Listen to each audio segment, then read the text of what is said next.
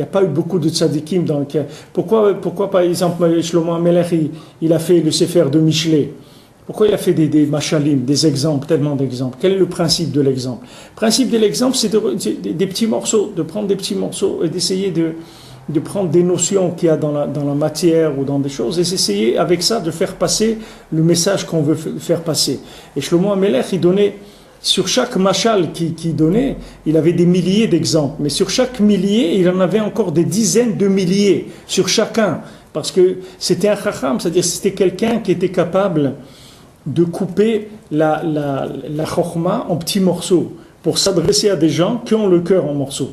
C'est ce qu'il a dit Yitro, il a dit à Moshe Rabbeinu, il a dit tu pourras pas, tu vas te fatiguer avec eux, tu peux pas, avec le Ham Israël, tu pourras pas. Il faut que tu prennes des gens, que ces gens-là, eux, ils vont transmettre d'une certaine façon la Torah au peuple. Alors tu vas prendre des princes de 1000, tu vas prendre des princes de 100, tu vas prendre des princes de 50, de 20, de 10. Et ces gens-là, ça va être des spécialistes de la communication par rapport à ces morceaux-là. C'est-à-dire quand c'est morcelé en 1000, quand c'est morcelé en 100, quand c'est morcelé en 10, c'est des spécialistes. Il dit sinon tu vas te fatiguer, tu ne pourras pas y arriver. Et ça c'était une etza de Yitro, parce que Yitro il a compris ça. Il a compris que maintenant, pour ramener des gens vers la conscience d'Hachem, on ne peut pas transmettre en bloc, il faut transmettre en morceaux. On ne peut pas transmettre en bloc. Il faut dire des choses, et dans ce qu'on est en train de dire, on fait passer une goutte. Et après, on parle encore d'autre chose, et on fait passer une goutte. Et après, ces gouttes-là, elles s'assemblent, et elles commencent à donner une notion, que cette notion-là, elle commence à être acceptée par le cœur.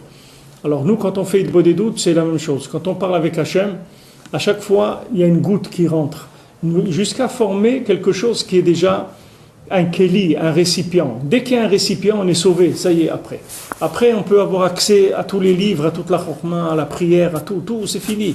Le problème, c'est que les gens, ils n'ont pas de récipient, c'est ça le problème. Le problème, c'est que vous voulez parler d'amour à quelqu'un, vous voulez parler à quelqu'un d'amour d'Hachem, alors que la personne, la fonction qu'il a pour faire ça, il ne l'a pas. Comment vous voulez qu'il ne comprend pas de quoi vous parlez?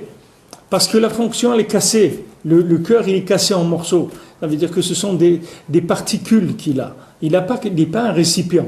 Mais maintenant, dès que vous remontez un petit peu, vous commencez à assembler un petit peu ces particules, et qu'il y a déjà un récipient qui est honorable dans sa façon d'être, ça y est, on peut parler déjà d'amour d'Hachem, d'amour de l'infini, de l'amour de l'au-delà, de vous parler déjà d'un autre monde.